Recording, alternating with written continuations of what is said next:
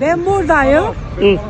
Burada Türkiye'mi ve Kur'an-ı Kerim yakılmasını protesto ediyorum. Türkiye'me karşı olanları protesto etmek için buradayız. Biz adalet ve doğruluk istiyoruz. Biz kavgacı değiliz. Kavga edenlere karşıyız. İslam'a, Müslümanlara karşı olanlara karşıyız.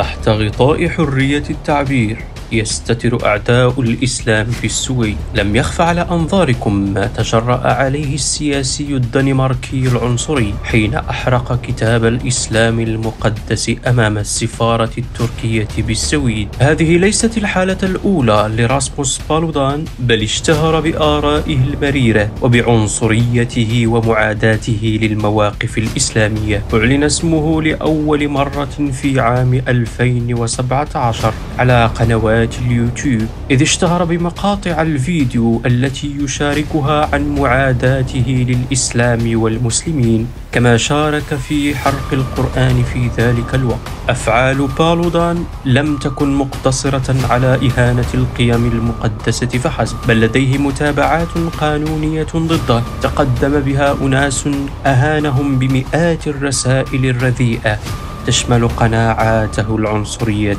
وجرائم الكراهية. وينطبق هذا أيضا على حكمين منفصلين بالسجن لمدة 3 أشهر مؤجلة، في حين أنه قد سبق أن ترشح في انتخابات الدنمارك عام 2019 مع حزب الإجهاد الذي كان يتزعمه، لكن نسبة المؤيدين لفكره العنصري لم تبلغ 2%، ولم يستطع دخول البرلمان بعدم اجتيازه الحد الأدنى. فبينما كان العالم الإسلامي ينتظر ردة فعل عادلة من المملكة السويدية لترد الاعتبار إزاء ما تجرأ عليه السياسي الدنماركي العنصري راسموس بالودان، اكتفى رئيس الوزراء أولف كريسترسون بتغريدة في الحساب الرسمي للحكومة، إذ أكد أن حرية التعبير جزء أساسي من الديمقراطية، لكن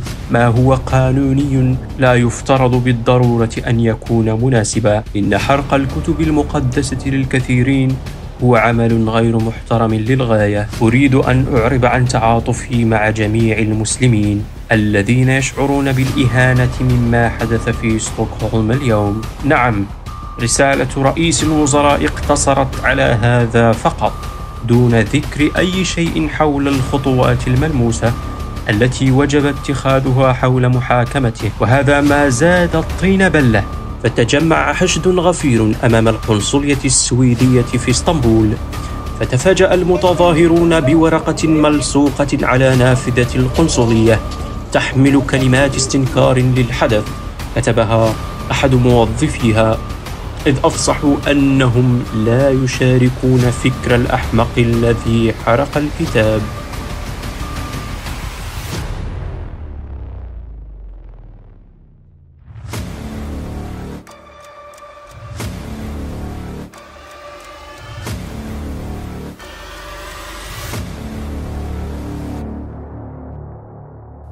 Ülkemizin büyükelçiliği önünde böyle bir kepazeliğin yaşanmasına sebebiyet verenlerin NATO'ya üyelik başvuruları konusunda artık bizden herhangi bir hayır haklık bekleyemeyecekleri açıktır.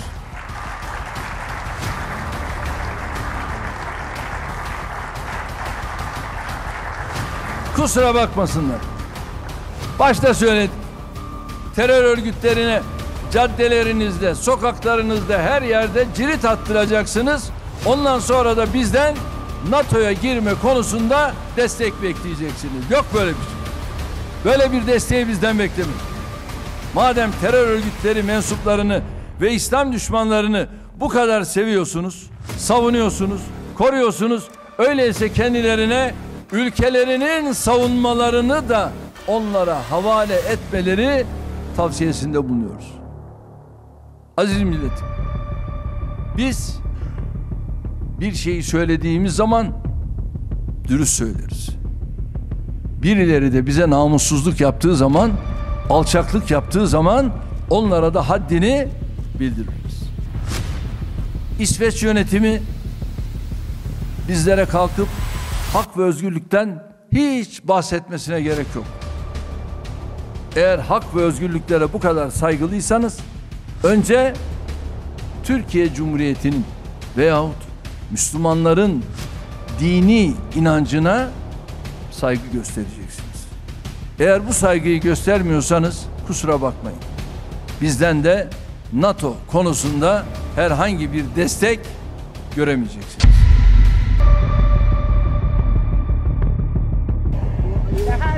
Det här är Koranen. Nej, så här ska man göra med Koranen. Takbir, Allahu Akbar. Man ska inte إذا كنت من المتابعين الجدد اشترك الآن في القناة ليصلك الجديد بالضغط على الزر الأحمر أسفل القناة مع تفعيل الجرس، ولا تنسوا دعم المقطع بلايك. شكرا لكم جزيل الشكر.